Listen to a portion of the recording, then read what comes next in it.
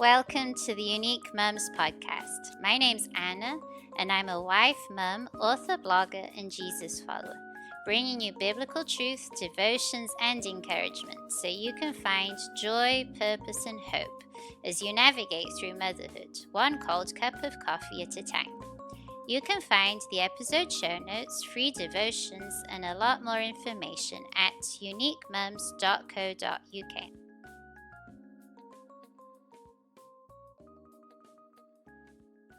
Hello, Mum. Welcome back to the Unique Mums podcast. It's so good to be back. And if you're new here on the podcast, my name is Anna Hawks Cabral. I'm an author, blogger, and a podcaster. And I have a passion for reaching out to Christian mums with gospel truth. So at the moment, I'm doing this series here on the podcast, which is called Rule of Life. Now, a rule of life basically is a commitment to live according to God's priorities. So things that help position us to receive from God and to give back to God and to give to others. So we've been talking about working in surrender at the moment. So not creating work for ourselves or hustling around or just doing whatever we feel like, but actually working as a form of glorifying God, doing everything for God, not for show, not for people's applause, but just doing things for God, embracing small faithful work, and living a life of work to glorify God. That's the main thing that we want to do as Jesus followers. And often it's very easy for us to conform to the patterns of the world and just work because we want money, or work to help us with feelings of guilt, or because we fear what other people think of us or whatever. But we really need the Spirit's help to be able to work in a way that glorifies God, and we're doing it with the right motivations in the right way. And it's always with this purpose of doing it in surrender to God, working in surrender to God.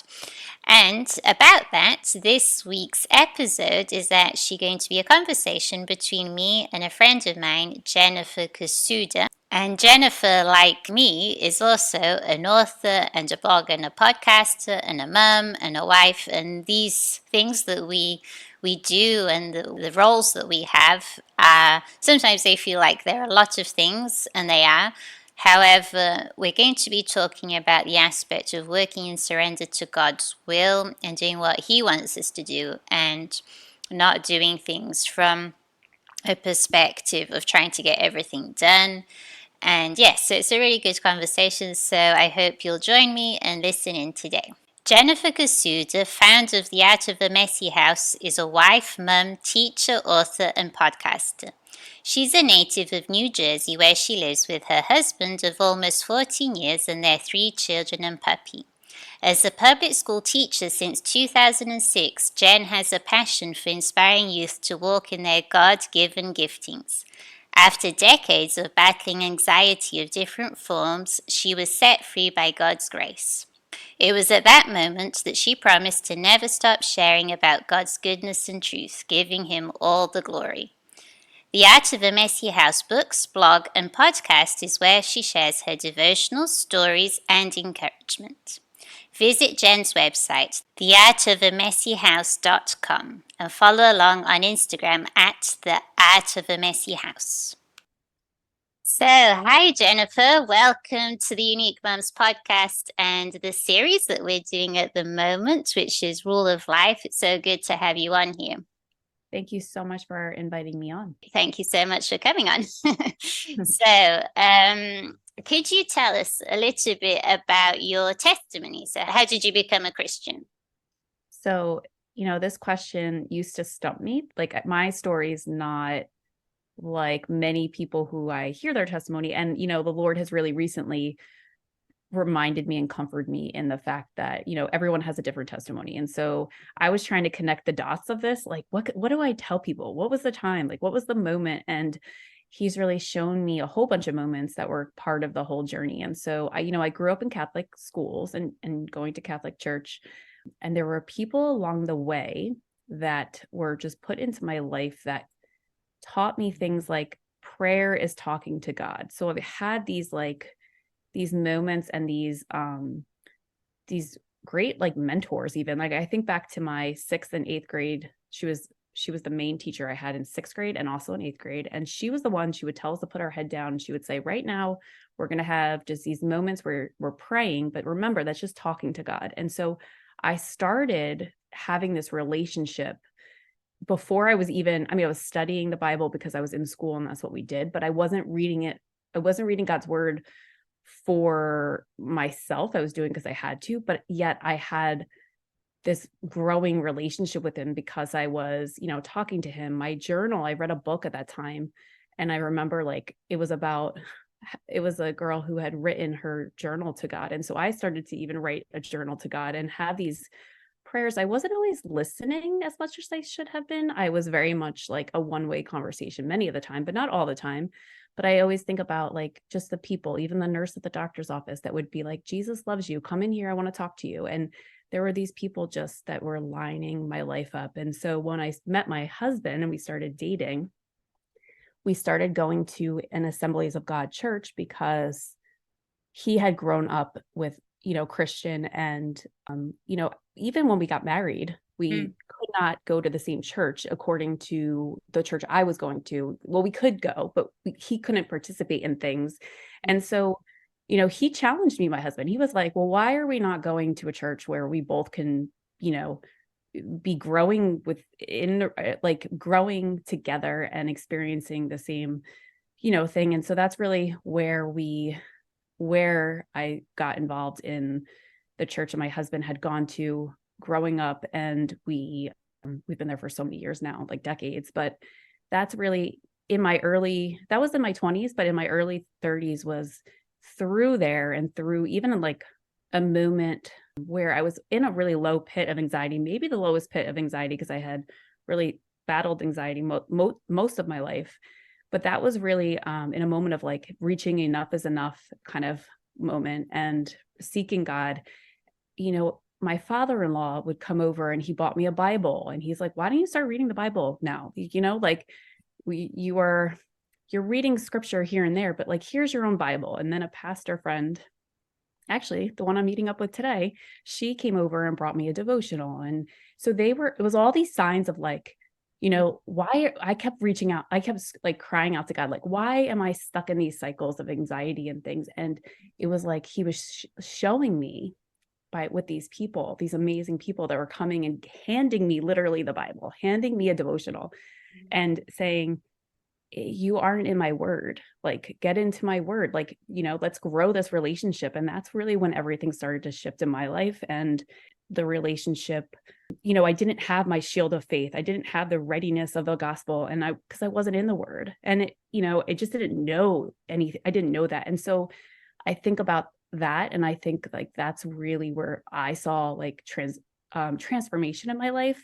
but I had grown up really having that relationship, but not growing in it as much as I could have been. So I was really blessed to be able to like have those people along the way, but then in my 30s really have people like, okay, this is your next step. Yeah, that's so encouraging because I love hearing people's testimonies because it just shows God's grace. Like, as you were saying, like him planting people in your life just to like with seeds of truth, and he used different people to reach to you, and it's just so encouraging how he seeks after those that he's already chosen. And yeah, he'll do anything to reach us. So it's such a lovely testimony. Thank you for sharing it with us. Thank you for asking. And yeah, I'm so grateful for those people. I think that sometimes we don't, like you said, like we don't know the impact we have by just encouraging somebody or like buying a devotional or telling them Jesus loved them. And we often don't see the impact or like that domino effect that happens, but it really does. Oh, wow. Yeah. Yeah, I've been actually trying to do this myself with a few people I know who are actually Catholics as well. Yeah. And yeah, because it can be about like the rituals or just the tradition and just going and speaking about Jesus and speaking about relationship and speaking about his grace specifically, because for them it's very hard to this concept of grace. Yeah. And yeah, it's so encouraging to hear that. I actually gave one of my books to a friend of mine recently who's also a Catholic, and I was just like praying that somehow something about my story, and it's my first book about how I understood grace better as a mum. I'm just hoping that that will impact her where she's at in life and that she'll come to understand. But obviously, it's God who has to open her eyes, the spiritual eyes, to see that. But yeah, He uses us to be messengers of His truth, and that's such a lovely thing. In terms of your journey as a mum, what would you say are some of the greatest things you've learnt about the gospel? About the gospel. Well, I think that, just learning about his grace, right? Like learning that one of the biggest lies I grew up thinking was that everything bad that happened to me was something I was doing and I was being punished for.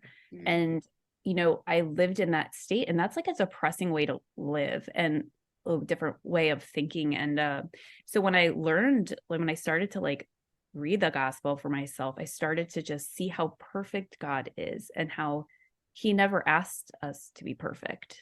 mm, And I think that for me, that was like a really eye-opening thing where perfection was a lie. It was one that I had been really um seeking. I had been seeking perfection. And so once that weight was lifted of like, okay, but God is perfect. I am not perfect. I don't need to strive for that. That was like such a weight lifted. And just like you even said about grace, that's the message that, we receive God's grace and love. We don't need to achieve it. And I think it went against when I learned that, it was like this moment of like, oh, this goes against everything I have done and how I have lived, and like, seeking this and like, or I earn this, or I deserve this, and maybe if I get this award, and you know it really just was another weight lifted, and how like almost like God embracing us, like you don't need to do any of this, like it's done, right? You mm, don't need to do that, like fight mm, from victory, not don't fight for the victory. You don't need to do that. mm, And so it really goes into having choosing kingdom culture every day, and that has been really yeah, that those have been the some of the big lessons I've learned in mm. being in the hospital as a mom. That's so good. Thank you. Yeah, it's interesting because like throughout the Bible we just see that it's our faith that yeah, it's our faith. It's not like us performing in a certain way, but it's receiving his righteousness for us. And it's such a lovely thing. And then obviously, even I was thinking like even the process where God is working in us to make us more like Jesus, even that it's grace. It's not us striving to become, but it's us spending time with God, receiving his spirit, and he's the one who's changing us. So it's all his grace. So yeah, and I think this is very counter cultural, counter either even motherhood culture, which is a lot about like performing a certain way.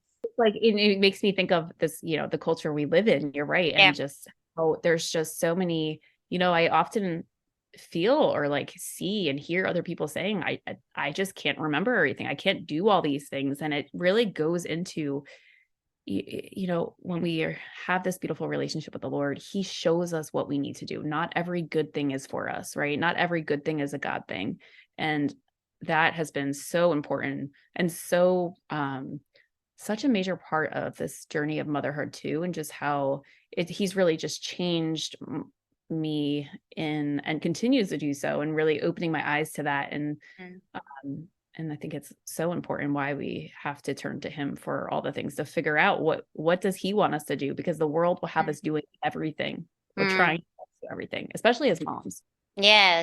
Actually, this topic of working and surrender is about this because I notice this a lot in the culture, even where I'm in, where especially the parenting culture and the motherhood culture, it's about getting everything done and being involved in everything, and even like showing that you love your children enough to do X, or that you're a good parent because you do Y.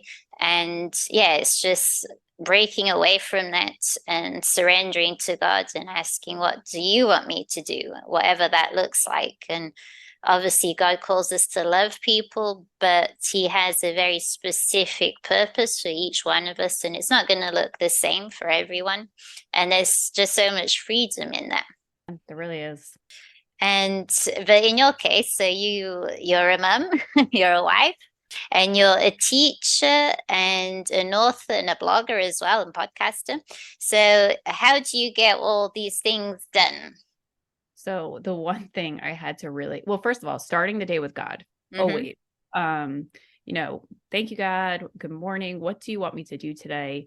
Because, when I was when I was attaching my success to, or measuring my success with what the world wanted me to do, or my list, right? Each day, I was feeling defeated all the time because it's impossible to do everything. And so surrendering to him has really helped in the every morning, because I think surrender is this like continual process.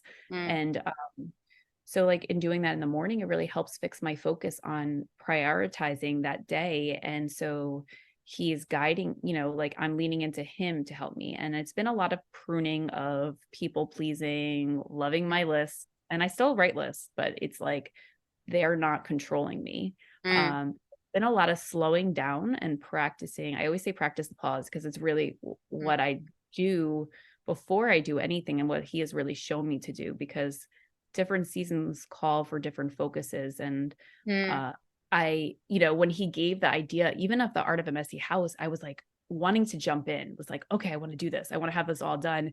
And he's taught me to not jump ahead and run it like it needs to be a race. It's not a race. It's like, stay in his embrace. Don't jump out of my embrace. We're going to take this slowly, like mm, practice the pause, like pause with me.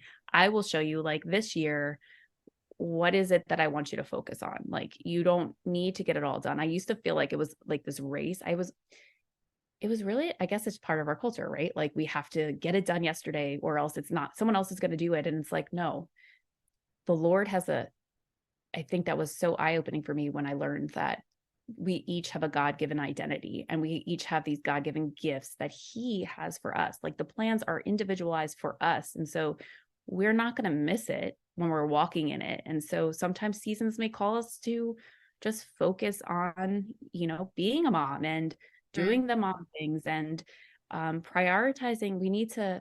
I just find like the constant prioritizing with the Lord, like God first, husband, spouse, mhm, kids, job in the ministry come after. And so when it gets a little messy, where when I feel a little stressed, I know sometimes that the priorities might be a little off. And so mm, pausing again to really to use it not as a way to feel shame or guilt, instead like use it as an opportunity to draw even closer to God, and just listen to, what do you want me to do, Lord? And what do you want me to know about this and do about this? What is good and what is from you, Lord? What is, I want to only do what you want me to do. And so when that's really what has helped, and leaning into his strength. And mm, he's so faithful, because sometimes it's like we can pray, even like if there's a decision before me as a mom or as an adult. There's been a couple, and I think of one in particular, where it was an opportunity placed before me. It was like kind of out of nowhere. And my husband and I prayed, we fasted,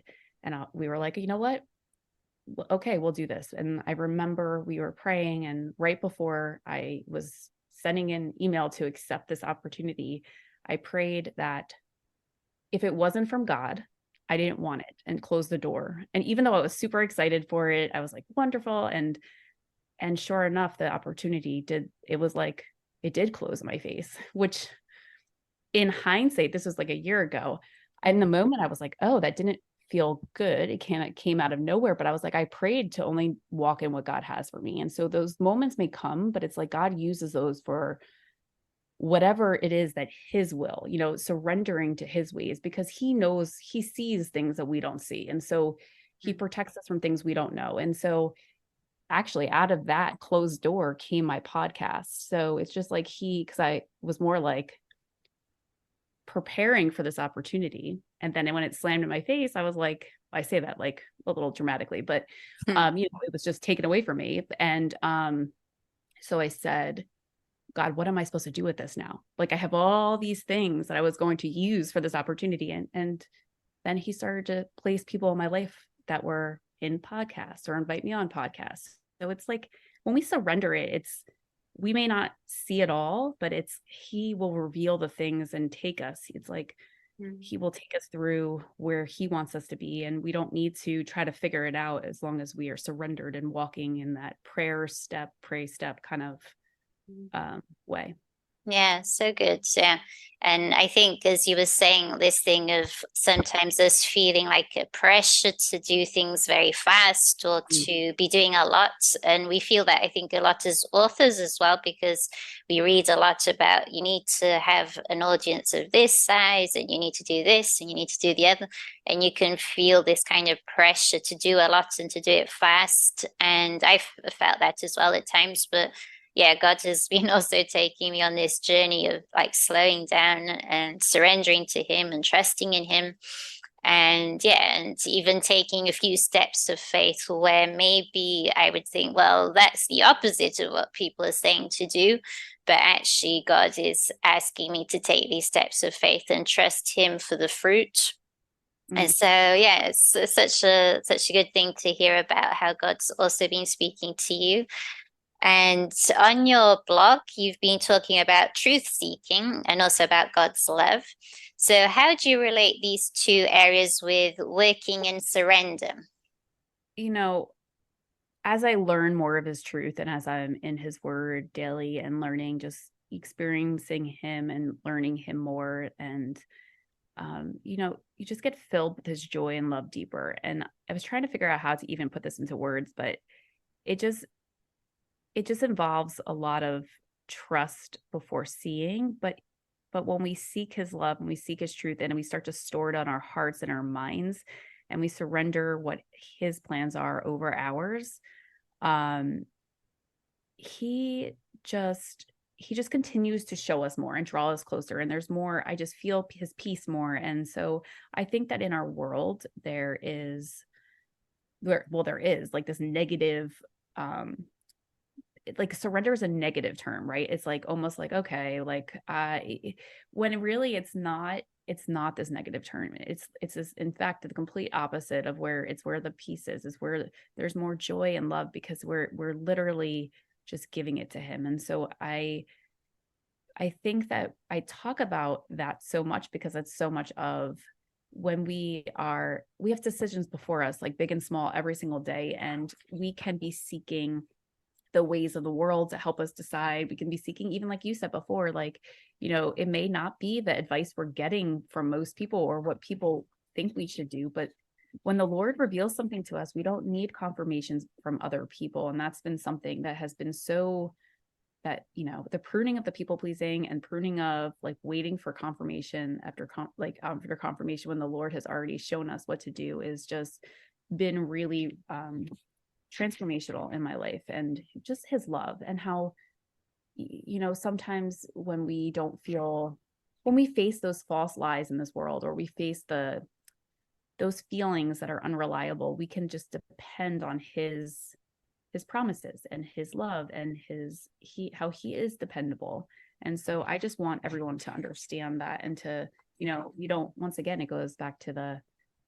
um it goes back to that you don't need to achieve his love. We can just receive it and his grace. And really, we can live surrender. We don't I think that often it's so easy to surrender to the ways of the world. And so I just there's so much freedom, and you said that before, in surrendering to him and to living according to, that kingdom culture where we don't conform to the patterns of the world, but we're transformed by the renewing of our mind in his word, Mm, because he will reveal things that we have believed or that people have spoken to us that are not true, mm. that are false truths, and he will replace it with truth.